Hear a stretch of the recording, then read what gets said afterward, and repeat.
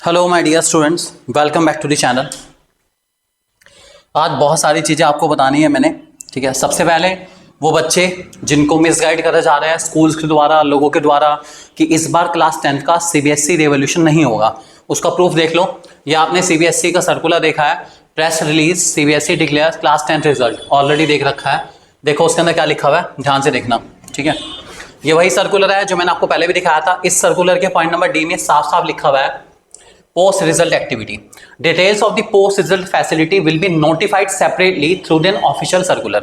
भाई officially CBSE बताएगा कि post result activity CBSE revolution कब होगा, कैसे होगा, कितने स्टेजेस में होगा, इसके क्या चार्जेस होंगे, इसके लिए अलग से सर्कुलर आएगा।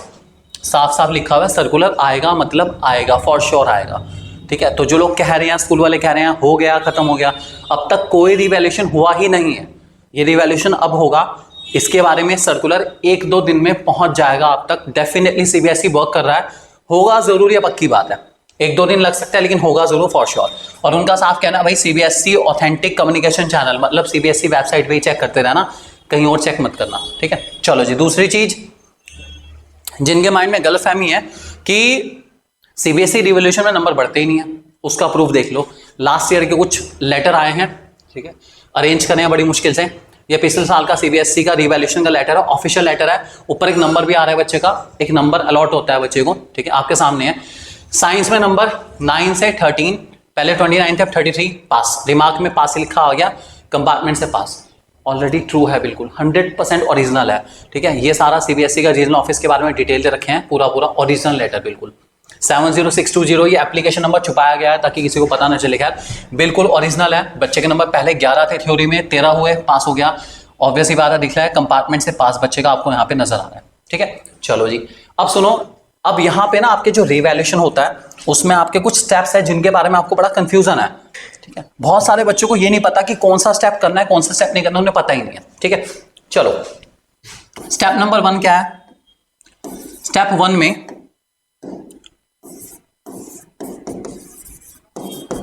आप आंसर शीट मंगवाएंगे। ठीक है, आपको आंसर शीट लेनी है सीबीएसई बोर्ड से। स्टेप 1 यही है, ये सबके लिए कंपलसरी है, लेनी ही लेनी पड़ेगी, कोई और ऑप्शन नहीं है। बिना आंसर शीट लिए आप रिवैल्यूएशन नहीं करा सकते। ठीक है, अब आपके पास एक आंसर शीट आ गई। चलो जी, आंसर शीट आ गई। ऐसी आंसर शीट आपके पास आ जाएगी सीबीएसई से।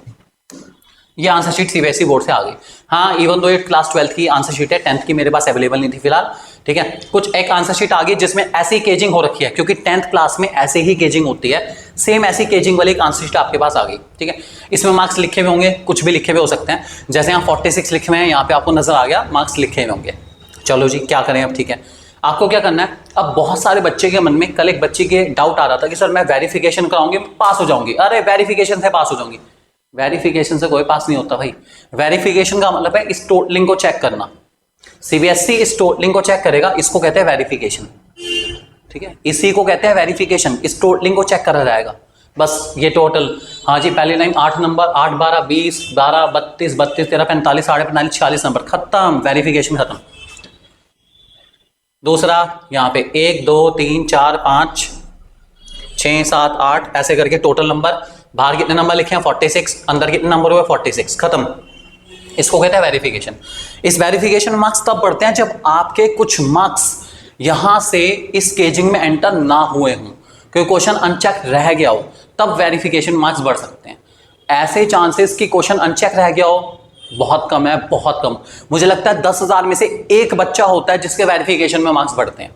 इसलिए वेरिफिकेशन मार्क्स बढ़ने के चांसेस आप नीली मानिए, बहुत कम है। फिर भी कोई कराना चाहे करा ले, मेरी तरफ से मुझे कोई आपत्ति नहीं बिल्कुल भी। ठीक है, दूसरा स्टेप जो कि मोस्ट इंपॉर्टेंट है, वही हमारा मेन है। आप वेरिफिकेशन पे जाना चाहें, स्टेप 2 में आंसर शीट मंगाने के बाद वेरिफिकेशन पे जाओ, आप रिवैल्यूएशन पे जाओ, रिवैल्यूएशन पे जाओ, कोई दिक्कत नहीं है। आपको दोनों कराना, आप दोनों करा लो, तब भी कोई दिक्कत नहीं। अभी रिवैल्यूएशन का मतलब क्या है इसको समझ लो। बहुत सारे लोगों को रिवैल्यूएशन का मतलब ही नहीं पता। चलो मैं एग्जाम्पल देता हूँ रिवैल्यूएशन का मतलब क्या है। ठीक है, आप जल्दी समझ जाएंगे। थोड़ा सा एक एग्जाम्पल लेके चलते हैं। ठीक है, आपके सामने क्वेश्चन नंबर 12 है। ठीक है, इसमें बच्चे को नंबर कितना मिला है 1। ठीक है, आपको दिख रहा है बच्चे को नंबर मिला है 1। ठीक है, 1 नंबर मिला है। अब क्या होगा, एक्सपर्ट इस डिटेल को पढ़ेंगे। क्वेश्चन था explain bank as a issue of currency, खैर टॉपिक है सब्जेक्ट का। अब जो एक्सपर्ट है, जिन्होंने इस सब्जेक्ट को 20-20 साल तक पढ़ाया, वो इस टॉपिक को पूरा पढ़ेंगे और देखेंगे बच्चे ने क्या लिखा है। ठीक है, अब पूरा पढ़ा एक्सपर्ट ने लिखा, बच्चे ने वो सारी बातें लिखी हैं जो कि बहुत जरूरी है इस आंसर को कंप्लीट करने के लिए। ठीक है, और अभी फिलहाल जो पिछले वाले टीचर थे जिन्होंने कॉपी चेक करी तो उन्होंने बच्चे को नंबर दिया सिर्फ 1। हमारे हिसाब से, हमारे एक्सपर्ट के हिसाब से इसमें बच्चे को नंबर कम से कम 3 में से 2 मिलने चाहिए। मिनिमम 3 में से कितने मिलने चाहिए? 2 मिलने चाहिए। इट मींस इस क्वेश्चन में 1 नंबर प्लस होना चाहिए। ठीक है, अब इस क्वेश्चन का रिवैल्यूएशन कराया जाएगा। क्वेश्चन नंबर 12 पेज नंबर 5 पर है। कितने मार्क्स मिले बच्चे को? 1 नंबर। कितने मार्क्स चाहिए? 2 नंबर। क्यों चाहिए? Because the detail given by student is accurate and as per the marking scene it already display all the points indicating the performance of RBI while issuing the currency. मतलब जो भी subjective detail है इसकी आपको वो देनी पड़ेगी। वो डिटेल सब्जेक्ट एक्सपर्ट देते हैं कि भाई इसका क्या रीजन लिख के देना है। आपको रीजन लिख के देना पड़ेगा, बिना रीजन गिवन अगर आप रीजन नहीं दे पाते हैं तो बिल्कुल मार्क्स इंक्रीज नहीं होंगे। आपको रीजन देना पड़ेगा कि क्यों इसमें नंबर बढ़ने चाहिए। इसी प्रोसेस का नाम है रीवैल्यूएशन।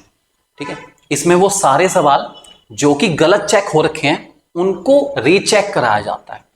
मैं ये नहीं कह रहा सारे सवाल ही गलत चेक हो रखे होंगे, कुछ सवाल ऐसे भी हैं जो सही चेक हो रखे हैं, उनको क्यों छेड़ना।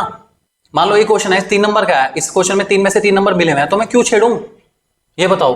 ठीक है, सिर्फ उन क्वेश्चन को छेड़ा जाए। अब जैसे ये है, इसमें आधा नंबर मिला हुआ है, 4 नंबर का क्वेश्चन है ये, डिटेल पूरी चेक करी, डिटेल में मैं मानता हूं कुछ गलती है, लेकिन इतनी भी गलती नहीं है कि सिर्फ 4 में से आधा नंबर मिले, तो इस क्वेश्चन को भी चैलेंज करा जा सकता है। लेकिन ये क्वेश्चन कितना सही है कितना गलत है ये सिर्फ एक्सपर्ट ही बता पाएंगे। मार्किंग स्कीम की हेल्प से और टीचर के अपने एक्सपीरियंस की हेल्प से क्वेश्चंस को चैलेंज करा जाता है। इसी प्रोसेस का नाम है रीवैल्यूएशन। इसी में नंबर इंक्रीज होने के चांसेस होते हैं और इसी के थ्रू आप अपने इंक्रीज करा सकते हैं नंबर। जिनके मार्क्स 31, 32 हैं 80 to 90% चांस इंक्रीज हो जाएंगे। जिनके मार्क्स 28, 29, 30 है थोड़ा सा मुश्किल है, 50-60%। मतलब आप भी सोचिए जितना आप 30 से दूर जाएंगे उतने चांसेस कम है। लेकिन अगर आप ट्राई नहीं करेंगे तो चांस नील है। आई रिपीट, अगर आप ट्राई नहीं करते तो आपके पास होने के चांसेस हैं नील। अगर आप ट्राई करते हैं तो वो 10% पे भी सिक्का चलता है मेरे भाई। जब किस्मत चलती है ना तो हमेशा बेस्ट से बेस्ट चलता है। इस बात को हमेशा ध्यान रखना।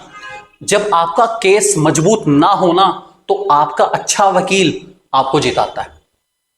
अगर आपका केस मजबूत नहीं है तो आपका जो लॉयर होना चाहिए वो स्ट्रांग होना चाहिए, इतना स्ट्रांग कि वो आपको केस जिता पाए। बस वही स्ट्रांग लॉयर बनके हम आपके बीच में हैं। आपके इन शीट की एडवोकेसी लेके सीबीएसई को क्लेम करेंगे सही तरीके से, सही ऑथेंटिक तरीके से, ताकि वो आपके मार्क्स इंक्रीज करें या फिर आपके मार्क्स इंक्रीज होने के चांसेस बढ़ जाए। मैंने किसी पेरेंट्स से, मेरी पेरेंट्स हजारों पेरेंट्स से बात हो चुकी है अब तक, मैंने किसी को ये नहीं कहा मैं 100% आपके बच्चे को पास करा दूंगा। जिसके मार्क्स 31, 32 है मैंने बोला 80 to 90% चांस है। हम अपनी तरफ से बेस्ट कर सकते हैं। बाकी आप समझदार हो, कुछ चीजें हमारे हाथ में भी नहीं है, ईश्वर के हाथ में है। लेकिन अगर हम प्रयास भी ना कर पाए तो क्या फायदा यार हमारा होने का। जब आप बेस्ट से बेस्ट कोशिश करो तो हमारी भी जिम्मेदारी है हम बेस्ट से बेस्ट कोशिश करें और आपको वो हासिल कराएं जिसको आप डिजर्व करते हैं। ठीक है, तो अगर आप हमसे रिवैल्यूएशन कराना चाहें तो आपको नंबर ऑलरेडी पता है, आप इस नंबर पे हमें कांटेक्ट कर सकते हैं +91 8445 201 000। ठीक है, अगर आपके माइंड में कोई डाउट है, आप कुछ डाउट्स लेना चाहते हैं रिवैल्यूएशन के रिगार्डिंग, कोई सवाल आपके मन में आ रहा है जिसको आप दूर करना चाहते हैं, आपको कोई एक्सपर्ट नहीं मिल रहा है, आप हमारा पेड काउंसलिंग सेशन बुक कर सकते हैं। क्योंकि एक दिन में हमारे पास ऑलमोस्ट 150 से 200 कॉल्स आती हैं, सारी कॉल्स अटेंड कर पानी पॉसिबल नहीं है। तो आप पेड काउंसलिंग सेशन ले सकते हैं, उसमें आपके चार्जेस है 300 रुपीज़। उसमें रिवैल्यूएशन के प्रोसेस के बारे में आपके जो भी डाउट है आप मेरे से बाकायदा एक पर्टिकुलर टाइम लेके 15-20 मिनट, आधा घंटे का आप आराम से मेरे से बात कर सकते हैं। क्योंकि आपने उस आधे घंटे के लिए मुझे चार्ज दे रखा है, आप आराम से बात कर सकते हैं बिना किसी दिक्कत के। I am sorry for that. किसी को लग रहा है अरे यार ये वो ये, अब आपको भी पैसे देने पड़ेंगे। भाई समय की वैल्यू सबकी होती है, हर इंसान के टाइम की वैल्यू है, उस टाइम की वैल्यू को आपको करना पड़ेगा हर हाल में। ठीक है, तो जिनको कम्युनिकेट करना है वो पेड काउंसलिंग सेशन के लिए आप लिख सकते हैं, नंबर पे मैसेज करेंगे पेड काउंसलिंग सेशन। इसके चार्जेस 300 रुपीज़ हैं। इसमें आपके रीवैल्यूएशन के जो भी डाउट है आप पूछ सकते हैं हमसे बिना किसी दिक्कत के। ठीक है, सो आई जस्ट होप कि आपको मैंने रीवैल्यूएशन की प्रोसेस क्लियर कर दी होगी। और नोटिस आएगा सीबीएसई का, घबराना मत, सर्कुलर जरूर आएगा, जरूर आएगा, जरूर आएगा, आना ही है सर्कुलर। बस 1-2 दिन लग रहे हैं क्योंकि सीबीएसई फिलहाल 12th के कंपार्टमेंट एग्जाम के साथ थोड़ा सा बिजी है, तो 1-2 दिन में आपको डेफिनेटली सर्कुलर मिल जाएगा। Don't worry. Okay, thank you very much and God bless you all. This is Nitesh Bajaj signing off for today.